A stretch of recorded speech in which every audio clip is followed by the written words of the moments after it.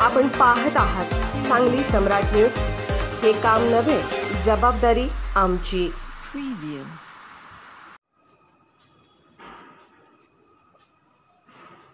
सांगली येथे रेल्वेच्या धडकेने एकाचा मृत्यू।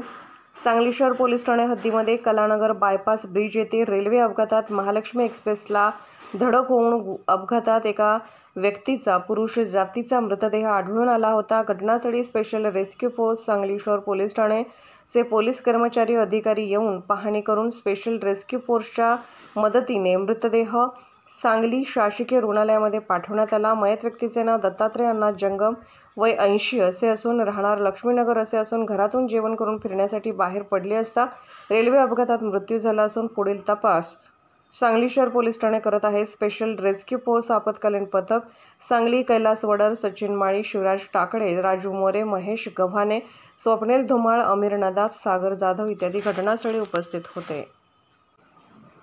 सांगली सम्राट न्यूज चॅनलला लाईक करा, शेअर करा आणि सबस्क्राईब करा।